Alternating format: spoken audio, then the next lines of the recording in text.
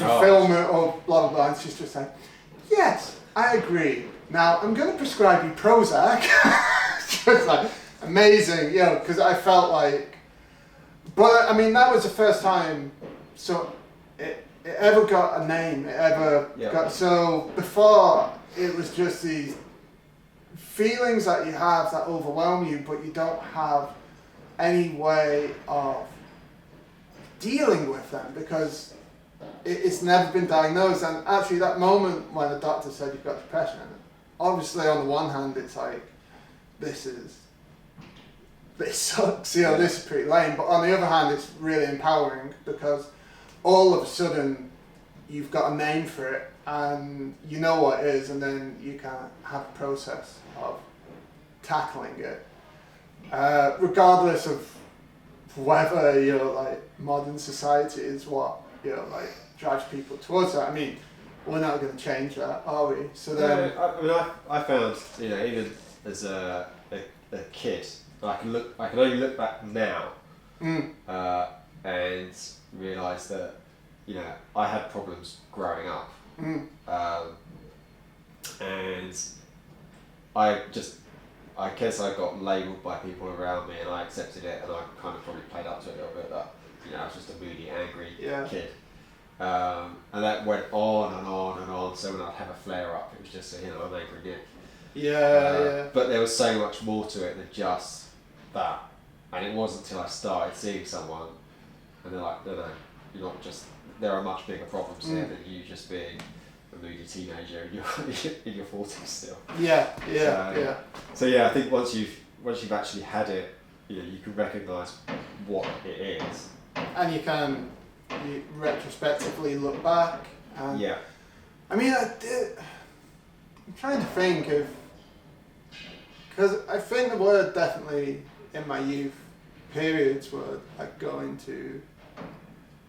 I mean, me and my partner call it having your black dog. Yeah. So, which we find really useful as well because, again, it gives it a manifest being. So instead of it just being this thing that's like inside you, but you can't quite put your finger on it. If you say, "Oh, my black dog's around," it all of a sudden makes it manageable. And I mean, looking back when I was a kid, but the thing actually. I found when I do look back that there are numerous people in my life who I've met, and then it's like, oh yeah, these people probably had some form of depression, some form of anxiety, and that. And if there wasn't so much of a stigma surrounding it, that maybe some of the problems that I'd encountered. And same with me, I realise now, like when I was at university, this was a thing, but it sort of crescendoed right now. Yeah, I was in my 30s. I wouldn't have admitted it to anyone I knew, or even to myself, until it got at its worst. And I remember, had it been more out there when I was in my 20s, I think I'd be a far different person to the one I was in my 40s. But I don't think, it's something I talked about recently, was I don't think I even heard the term mental health until I was almost 40. And why things like this, and whether it's doing a podcast or just talking to someone or talking to your mates, it's just so important because it gives you a little bit of a release. And the more people that see this stuff, the more normal I guess it is. I'd say this is first time.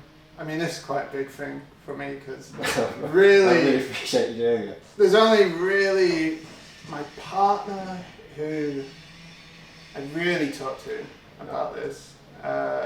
So this is quite going to be a sort of flip. It's a big deal.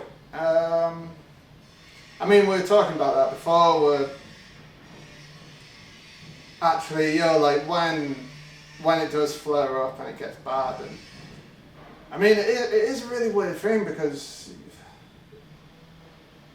it's hard to ever find a reason why it's happening. And maybe if you sit down and think about it, you can start tracing it back to the little thought processes in your life. But then, like finding, like I tried getting professional help a few times, like, but yeah, the difficulty of actually finding someone to talk to. I mean, just taking that step. Yeah. And that's something I still find really hard, is actually talking to people about it. And yeah, I mean, I had the first sort of like therapist I went to see. I had a really bad experience where, you know, in the first sessions it's just like, oh, have you tried feeling happier? It's like, oh, I didn't think of that. So obvious. Yeah, it's like, thanks, see you later, yeah, I'm cured, yeah. I mean that's the thing with it. I don't think somebody you get cured from, and who you talk to is so important. So how do you cope now? I mean, I think I go through layers of just not coping, and then layers of coping. I guess having a partner that's been with you for that long, who, you know, was there when you first started struggling, is still there with you, is someone you can talk to,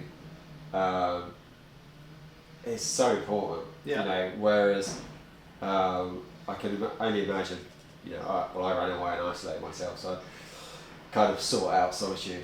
But I've only now realised how, you know, with the person I'm with now, who she gets, because I'm so open about how I'm feeling, I can say, I'm not having a good day, or I'm not having a good week. We can talk it out. When I do sort of start struggling, the first thing I do is start talking it out.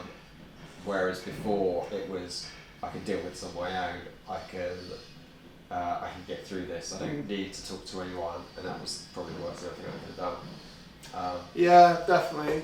I mean, having my partner does really help, and maybe that's why I haven't really looked outside of that sometimes. But then sometimes, you really do need. There's maybe a couple of friends that talk to, and I realise that it's like you. I mean, it's silly because a lot of the time the things that you know make you feel better, help you cope. Yeah. Like they become the things that you find the hardest to do. So really grateful to Rob for taking the time to speak to me. It's never easy putting yourself out there, so it's quite a big deal when you do it for your first time. This is going to be a series of interviews that I'm doing with a number of people who are going to talk to me about how they cope, and they're going to be telling me their stories, what they've been through, how they've come through the other side, and what they do on a daily basis to keep themselves level. So keep an eye out. There'll be more of these on the way over the next few weeks, and thanks for watching.